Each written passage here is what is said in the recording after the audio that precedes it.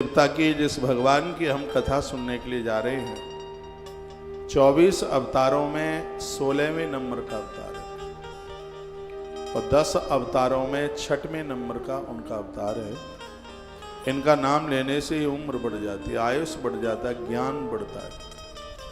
इनके नाम लेने से भगवान का चक्र हर क्षण हर पल हमारे लिए, हमारी रक्षा के लिए तैनात हो रहता है। पूरी धरती का एक ऐसा वीर हुआ है जिसने अपने एक धनुष बाण के द्वारा 64 करोड़ अन्यायियों के ऊपर विजय प्राप्त करी।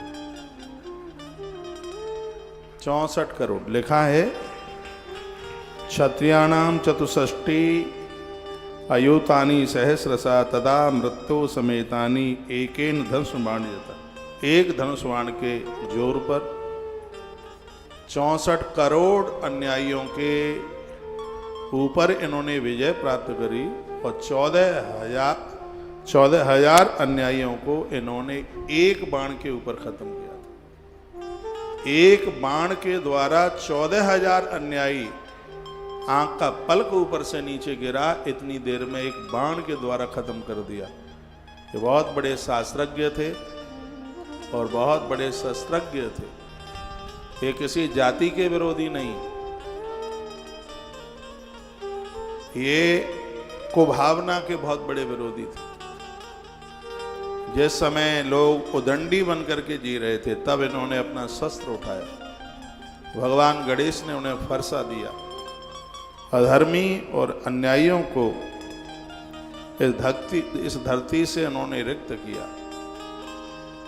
21 बार उन्होंने अधर्मी और अन्यायियों के साथ युद्ध किया। और ये कहकर के मैं आगे चल रहा हूं, अपराधियों ने ब्राह्मणों के पास 1 इंच जमीन नहीं रहने दी थी। इतना बड़ा अन्याय का, सुन रहे हो, अन्याय का इतना बड़ा बोलबाला हो रहा था, किसी भी ब्राह्मण के पास 1 इंच भूमि नहीं थी। इन्होंने उन अपराधियों से जमीन को मुक्त करके महात्मा कश्यप को वो जमीन दी। फिर महात्मा कश्यप ने किसको कितनी क्या जरूरत थी, ये व्यवस्था उन्होंने की। उस समय पर जिस समय अपराध नृत्य कर रहा था, नाच रहा था, लोग सुरक्षित नहीं थे, उस समय भगवान श्री परशुराम जी का अवतार हुआ। कैसे अवतार हुआ, आइए उनके पूर्वजों से जुड़ी हुई इस कथा को हम आगे के लिए बढ़ाते हैं। कितने बड़े वो भक्त थे, मानवता कितनी थी उनके अंदर। ये किसी जाति के विरोधी नहीं थे। जितने भी क्षत्रिय समाज के लोग मुझे सुन पा रहे हों, मैं आप सबको बहुत निवेदन करूंगा, कुछ मुट्ठी भर लोगों ने जातिवाद भूल दिया और ये कहा कि परशुराम तो क्षत्रियों के विरोधी थे। ऐसा बिल्कुल नहीं है। यदि वो क्षत्रियों के विरोधी होते तो वह पितामह भीष्म को अपना शिष्य नहीं बनाते। उन्होंने पितामह भीष्म को अपना शिष्य बना करके सब कुछ उड़ेल दिया था। कोई बाप अपने पुत्र को इतना प्रेम नहीं कर सकता जितना कि वह भीष्म को जितना स्नेह प्रेम करते थे। और जानबूझकर कुरुक्षेत्र की धरती पर अपने शिष्य भीष्म के सामने वो पराजित हो गए। वो अजेय थे, भीष्म के सामने पराजित हो गए। तब उन्होंने एक बात कही थी, पिता वह है जो पुत्र के सामने पराजित होता है और गुरु वह है जो अपने शिष्य के सामने पराजित होता है। तो उनके शब्द थे। इनकी एक एक कथा आनंद से भरी हुई है और 2 दिन का यह आयोजन है, अनुष्ठान है, आज का और कल का। कल अक्षा तीज अक्षय तृतीया है। भगवान परशुराम अक्षय तृतीया को प्रकट हुए। रात्रि के पहले काल में वृश्चिक लगन में उनका आगमन हुआ है। उनकी कुंडली भी मेरे पास में है, जिक्र करूंगा।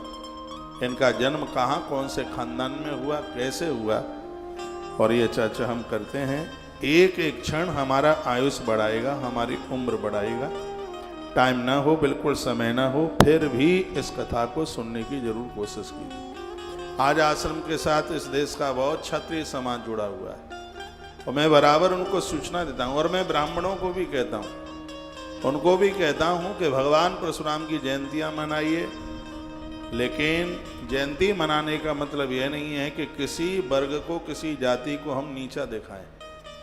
ऐसा बिल्कुल भी नहीं होना चाहिए, क्योंकि ईश्वर हमेशा जाति से मुक्त होता है। यदि भगवान जाति में बंधा हुआ होता तो राम जी का नाम राम सिंह होता और परशुराम जी का नाम परशुराम शर्मा होता। यदि भगवान जाति से बंधे होते तो क्षत्रिय घर में राम आए तो उनका नाम होता राम सिंह, लेकिन ऐसा हुआ नहीं ना, क्योंकि वो जाति से मुक्त हैं इसलिए।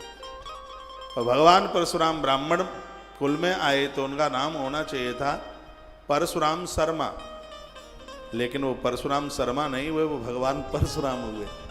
इसलिए क्योंकि देवों को जाति से थोड़ा मुक्त रखिए। देवताओं को, मुझे कल परसों में कई परशुराम जयंतियों में जाना है और मैं इसके ऊपर बड़े धड़ल्ले के साथ बोलता हूँ। मैं कहता हूँ भगवान परशुराम को सबका रहने दीजिए, इनके ऊपर सबका अधिकार है। छत्रपति शिवाजी की जयंती मनती है, महाराणा प्रताप की जयंती मनती है, तो सगरे वर्ण के लोगों को जाना चाहिए। जिनकी मैं बात कर रहा हूँ, यदि यह ना होते तो आज हिंदू होता ही नहीं, ये शब्द ही नहीं होता है, सब खत्म हो गया होता। इन्होंने इतना कुछ दिया, इनके बलिदान से चुकता नहीं हो पाएगा कभी।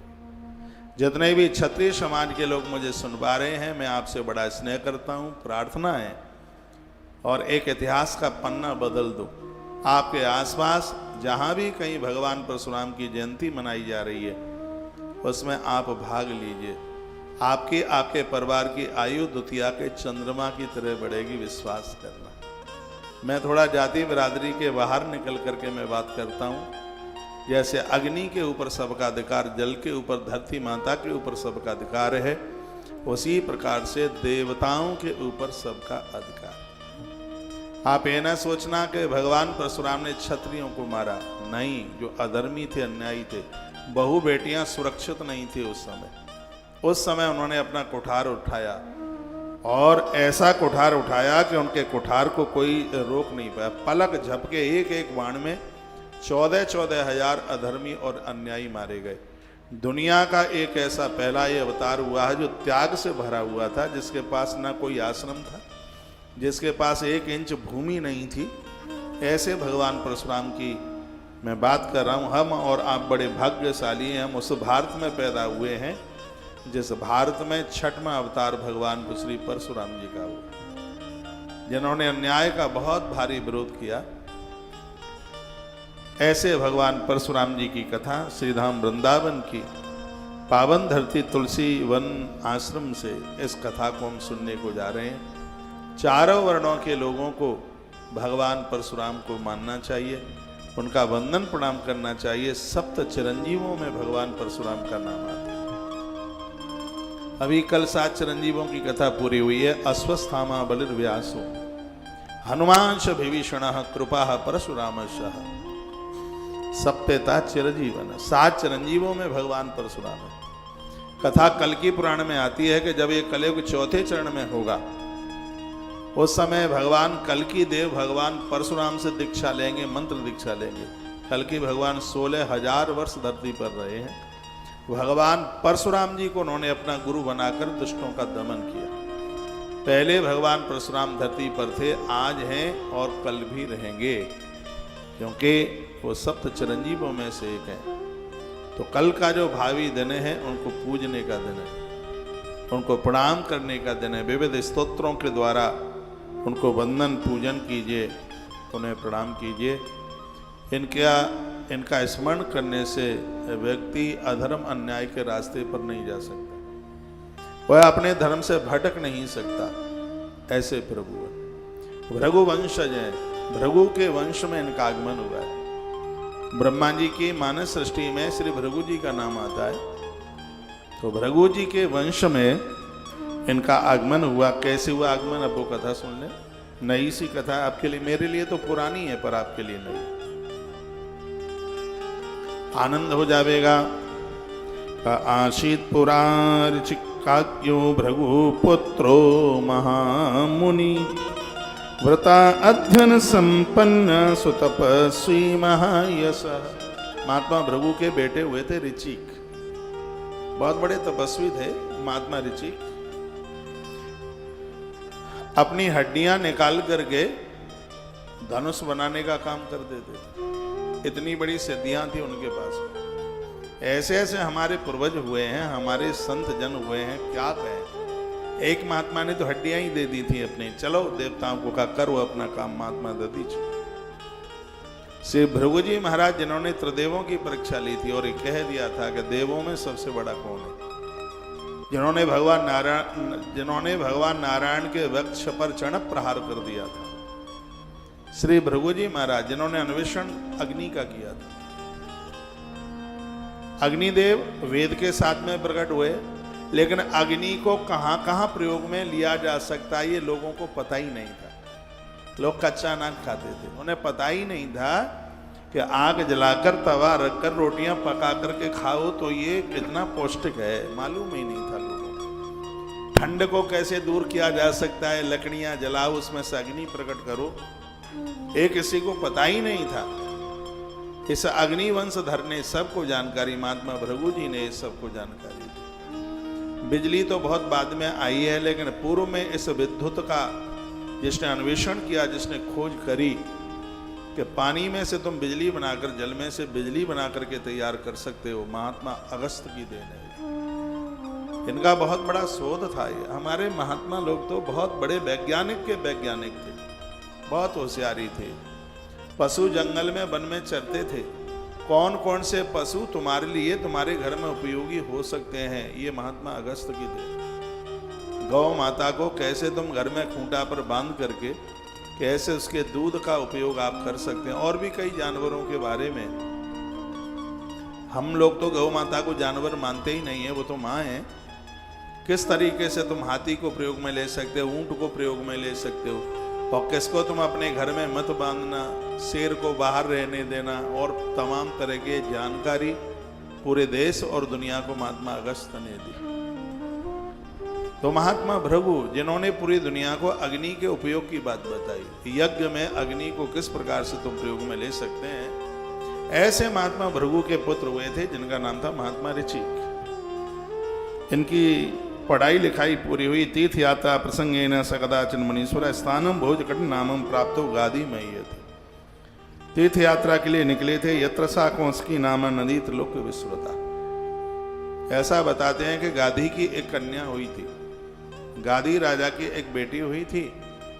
तो उसने भगवान से वरदान मांगा था कि मैं जगत कल्याण के लिए सरता बन जाऊं, नदी बन जाऊं, नर्मदा मैया की तरह। तो वह अपने आप में एक नदी बन गई और उसका नाम था कौशिकी। उस नदी का नाम था कौशिकी। तो ग्रंथ में भगवान वेदव्यास लिखते हैं कि इसी नदी के किनारे पर एक दिन की बात थी, महात्मा ऋचिक साधना में बैठे हुए थे। आगे बैठी हुई माता वो आप सुन नहीं रहे हैं, आपका ध्यान हमारी तरफ नहीं है, आप बातें बहुत कर रहे हैं। श्री राधे दीदी आपको बोल रहा हूं, इधर देखो। मेरे पास भी इतना टाइम नहीं होता है कि फालतू में चिल्लाता रहूं और आप सुने नहीं। एक एक बात अनमोल है, लेकिन आपसे कीमत कोई भी नहीं है, इसकी कोई भी शुल्क नहीं है। एक एक शब्द जीवन का आत्म कल्याण कर देगा। जब भी कभी नदियों के किनारे जाओ, माला झोली लेके जाओ, आसन पंचपात लेकर के जाओ, इतना समय निकाल करके जाइए। आप ज्यादा नहीं तो कम से कम 24 मिनट बैठ करके, नहीं तो 1 घंटा 24 मिनट, उतना ना हो पावे तो कम से कम 24 मिनट बैठ करके वहां गुरुदेव के द्वारा मिला हुआ मंत्र उसको बैठ के आप जप सकें। मंत्र जपने की विधि होती है, सुबह मंत्र जपा जाता है तो पूर्व की दिशा की तरफ मुंह किया जाता है। शाम को मंत्र जप किया जाता है तो पश्चिम दिशा की तरफ मुंह किया जाता है। लेकिन वही मंत्र जब किसी देव मंदिर में बैठ करके जपते हैं तो किसी भी दिशा में मुख हो। उसी मंत्र को कहीं किसी सरता के किनारे बैठ करके जपते हैं तो जपने वाले का मुंह किधर भी हो, कोई उसका दोष लगता नहीं है, बिल्कुल भी। तो जब भी आप जाएं तो नदी के किनारे इतना समय निकाल करके जाइए कि 2, 4, 5, 25 माला आप वहां जप सकें। सरता के किनारे एक एक माला हजार मालाओं के बराबर होती है। कभी भी नदी के किनारे बिना माला के, बिना चंदन रोली के नहीं, ये सब अपने थैले में डाल के लेके जाइए। महात्मा ऋचिक की कथा आप सुन रहे हैं। तीर्थ यात्रा प्रसंगेन स कदाचिन मुनीश्वर, ये अपनी तीर्थ यात्रा में। आप भी तीर्थ यात्रा में आए हैं, पिकनिक मत मानिए इसको।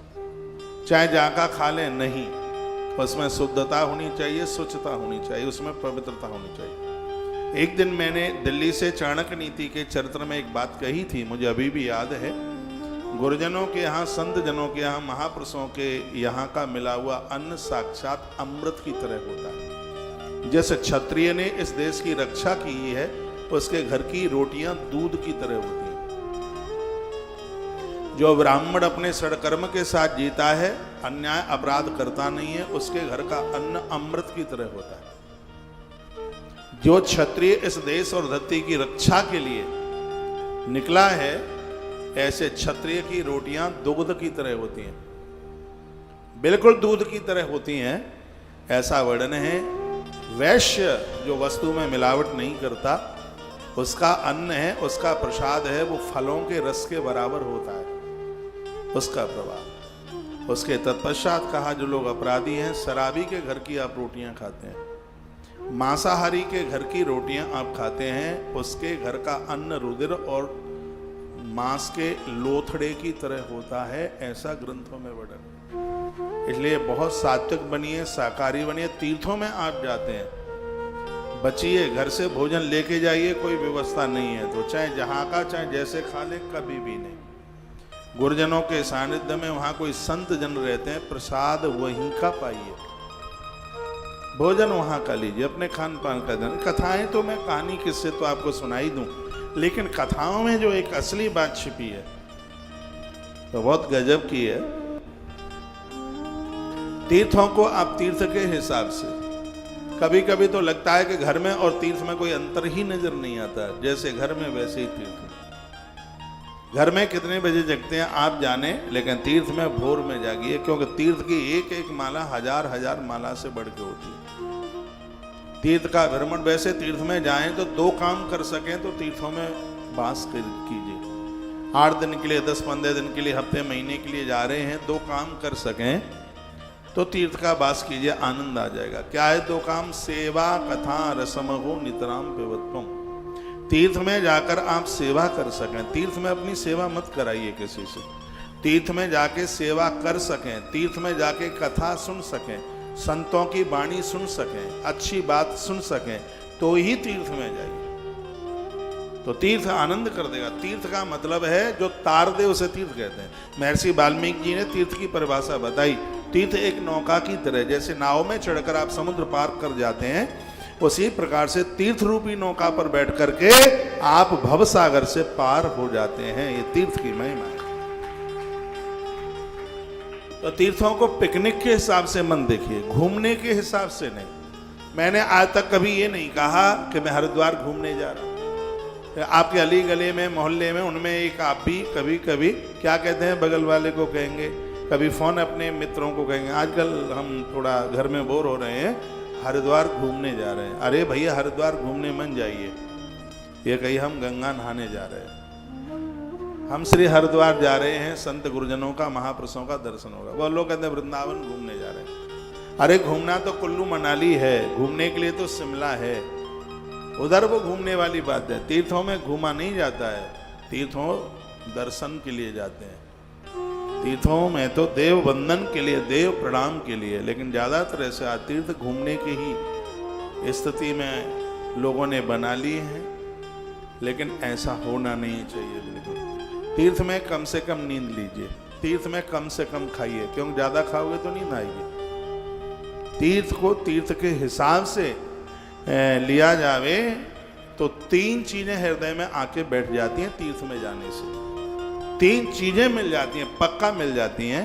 तो क्या क्या है? एक का नाम है ज्ञान, एक का नाम है वैराग्य, और एक का नाम है भक्ति। दूसरे शब्दों में कह दूं, एक का नाम है सत्य, एक का नाम है समर्पण, और एक का नाम है शांति। ये 3। राम जी ने पूछा था ना, कहाँ रहे? चरण राम तीर्थ चल जाई, राम बसों तिनके मन में। जो तीर्थों में जाते हैं, हे सत्य प्रभु, आप समर्पण के लक्ष्मण और शांति की देवी सीता को लेकर उसे हृदय में जाकर के बैठ जाइए। जो तीर्थ में जाते हैं, तीर्थ में पहुंच करके अपराध ना हो। जिनको हमेशा हमेशा के लिए तीर्थों में वास मिल गया है, वो नगर समझ करके नहीं, परमात्मा का धाम समझ करके वहां रहे, तो आनंद की बात है। फिर ये तीर्थ तार देते हैं। फिर ये तीर्थ कल्याण कर देते। आइए मैं प्रसंग में आपको लेके आ रहा हूं महात्मा ऋषिक कौंसकी नदी के किनारे। तब किया उन्होंने।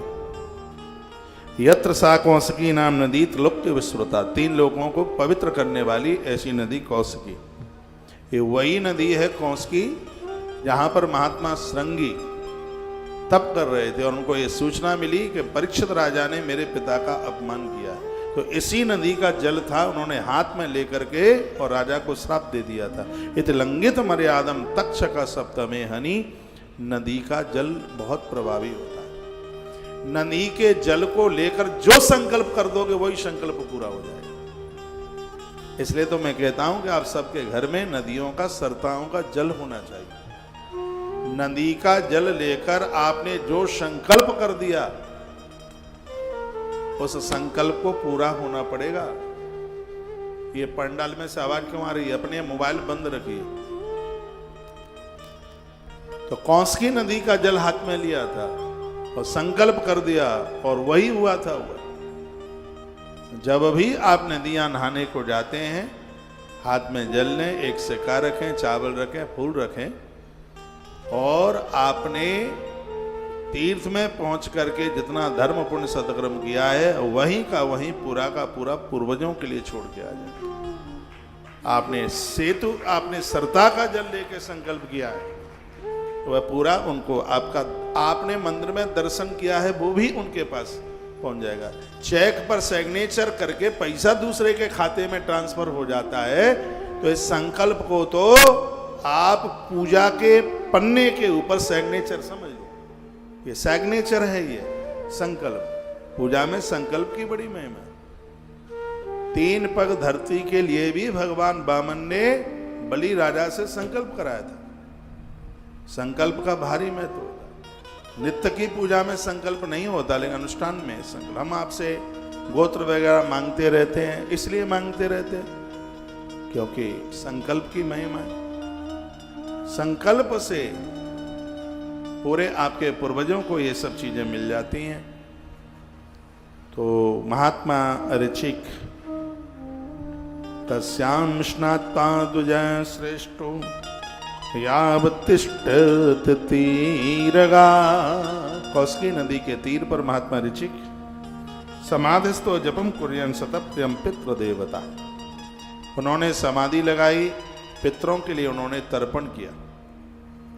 देवताओं को जल डालते हैं तो ऐसे डालते हैं। जब भी आप नदी नहाने को जाओ तो सूर्य भगवान को अर्घ दो। स्त्री पुरुष सब सूर्य को अर्घ देने के अधिकारी है। तो उस समय जल यूं डाला जाता है, यूं ऐसे। ऋषियों को तीर्थ में जब जल दिया जाता है नदियों में तो बाएं अंगूठे से निकलता है यूं, ऐसे पानी भरते हैं यूं, ऐसे पानी यूं। ये देवताओं के लिए, वो ऋषियों के लिए जल दिया जाता है। देवताओं के लिए ऐसे और ऋषियों के लिए ऐसे, और अपने पूर्वजों के लिए जल दिया जाता है तो उसको दक्षिण की तरफ यूं डालते हैं, ऐसे यूं डालते हैं। और आनंद की बात यह है, गरुड़ पुराण वर्णन करता है, इसमें स्त्री पुरुष सबको अधिकार है। जब भी आप तीर्थ जाएं तो इस काम से मत चूकना, वहां पर तर्पण जरूर करके आइएगा। भरत के ऊपर भगवान की बड़ी कृपा है। राम जी ने पूछा हम कहाँ रहे, 14 स्थान बताए, उसमें एक स्थान यह भी है, देखना। तर्पण होम करई विधि नाना, तर्पण होम करई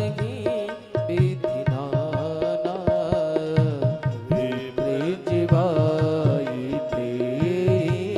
दिन दाना। तर्पण होम करई विधि नाना, तर्पण होम करई विधि नाना,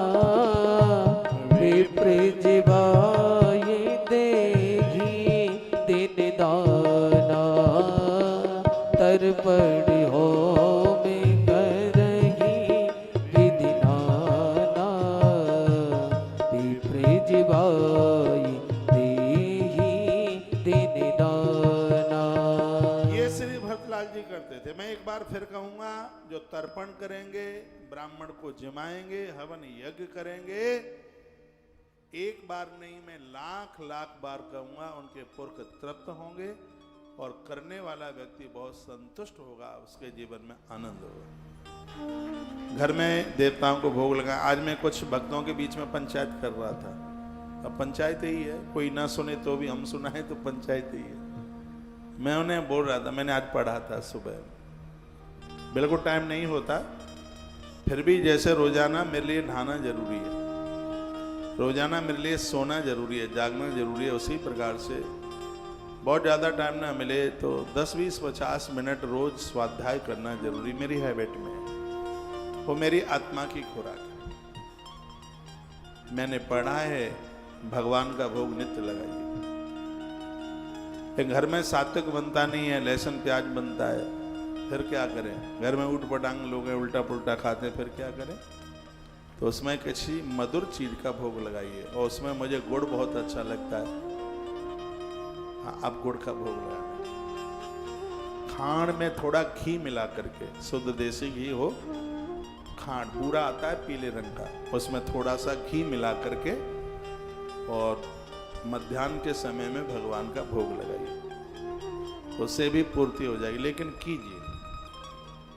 तुम ही निवेदित भोजन करही, प्रभु प्रसाद पटभूषण।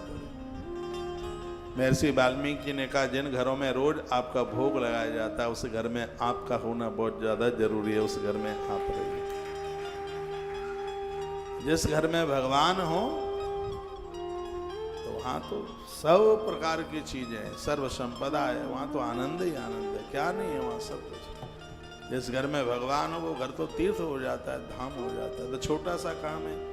आप हमारी इतनी बातें मानते हैं तो इतनी भी मान लीजिए। दोपहर के समय में, मध्याह्न के समय का जब भोजन शुरू होता है, लहसुन प्याज जो चलता है, अब मेरे रोकने से तो रुकेगा नहीं, तो आप थोड़ा सा मीठे का तो भोग लगा ही सकते हैं ना। थोड़ा बूरा, हवन की सामग्री में भी बूरा मिलाया करो, क्योंकि चीनी को बनाने का ढंग तरीका ठीक नहीं है। बड़े दुनिया भर के केमिकल उसमें डाले जाते हैं। बूरा कूट के बनाया जाता है। आगरा में बहुत बनता है। आगरा में 2 चीजें बहुत बनती हैं, तीसरी भी बनती है, उसका नाम नहीं लूंगा। तो ये 2 तो बड़ी प्रमुख हैं। एक तो आगरा में पेठा बहुत बनता है, एक आगरा में बूरा। नूरी दरवाजा है आगरा में, वहाँ कूट कूट करके बूरा बनाया जाता है। पूरी दुनिया में प्रसिद्ध है आगरा का बूरा। पीली वाली खांड आती है, जिसको संस्कृत में सरकरा कहते हैं। उसमें थोड़ा घी डाल करके और भगवान का भोग लगाइए, प्रसाद रूप में आप लोग ले लीजिए। भोग लगाइए, रोजाना लगाइए, आनंद हो जाएगा। तो महात्मा ऋचिक भगवान के बड़े परम भक्त हैं। सालराम भगवान को तुलसी से पूजा करते हैं। उन्हें भगवान सालराम सिद्ध हो चुके थे। सालराम की बटलिया उनसे बात करती थी। ऋचिक, समय चला, एक दिन की बात थी, वो अपनी पूजा पाठ से बस निवृत्त हुए ही थे। कसेवम कन्यका साध्वी कमर्थी मीम चागता। इतने में एक राजकन्या, कोई राजकुमारी जल भरने के लिए उस नदी पर आई। उसको देख करके इनके मन में बात आई कि महात्मा गिरी में बहुत लंबा समय हो गया, लगता है गृहस्थी लोग ज्यादा प्रसन्न हैं, मैं भी विवाह करके संतान पैदा करूंगा। महात्मा ऋचिक के मन में ऐसी बात आ गई। उस राजकन्या को देखकर उनके मन में ऐसी बात आई। क्वहा यासते बरारूहा सरम में कथ्यताम जना। वो लोगों को पूछने लगे कि ये कन्या किसकी थी, ये बेटी किसकी थी। तो लोगों ने क्या जवाब दिया? ये कथा नहीं सुनी होगी आपने, सुन लीजिए। तो लोगों ने क्या कहा कि ए सांगाधि सुतानाम ख्यात्यालोक सुंदरी अंतःपुरात् समायाता गौरी पूजन लालसा। जवाब दिया, ये राजा गाधी की, उनकी एक बेटी थी, वो तो नदी बन गई, कौसकी नदी। ये उनकी ये दूसरी बेटी है और ये जल भरने के लिए आई थी, गौरी पूजन के लिए। ये भवानी की बड़ी भक्तानी है। और मैंने बहुत बार कहा है, बेटी कुंवारे समय में जितना देवी को पूजती हैं उससे उससे अच्छा घर वर प्राप्त होता है, अच्छी औलाद, अच्छी संतान पैदा होती है, प्राप्त होती है। बेटियों को तो माँ भगवती का पूजन करना ही चाहिए। आज भी मैं निवेदन कर रहा था 32 नाम माता जी के और सिद्धि कुंज का स्तोत्र कंठ हो जाएगा। तो क्या निवेदन किया गया इसमें? कहा गया है कि अंतःपुरात् समायाता गौरी पूजन लालसा। ये जगदम्बा की पूजा के लिए ये बेटी रोज जल भरने के लिए आती है, इसलिए हे महात्मन वो आज भी आई। तो वाक्षमाना सुभर्तारम सर्वै समुदितम गुणै प्रसादोयम स्थितो यत्र नदी तीरे व्रत। यदि मैं इसका पति बन जाऊं तो उसके लिए मुझे क्या करना चाहिए? नैवेद्यम विविधम दत्वा करिष्यति ततः परम वीणा विनोद मात्रम च श्रुति मार्गा सुखावहम्। देवता लोग सर्वदा उमा देवी की पूजा करते रहते हैं। राजकन्या यही पूजा करके विविध नैवेद्य चढ़ाती है, नैवेद्यों का दान करते। खाने पीने की चीज का दान करने का भारी महत्व। जो भी कोई चीज कुछ समय के लिए आप छोड़ देते हैं, जब तक उस वस्तु का आप दान नहीं करेंगे तब तक उसे आप खा नहीं सकते। बहुत लोग सेब छोड़ देते हैं, अनार छोड़ देते हैं, केला बहुत लोग छोड़ देते हैं। केला क्यों छोड़ देते हैं? फलों में एक केला ही तो है जो हर ऋतु में होता है। एक ऐसा केला है जिसको खाने से रुधिर में इन्फेक्शन नहीं होता। केले के आयुर्वेद के उसमें बहुत गुण हैं। नारी अपने ऋतुकाल धर्म में तीसरे दिन तक या चौथे दिन तक 3-4 दिन के वो बीच में एक केला रोज खाती है, उससे शरीर कमजोर नहीं होता।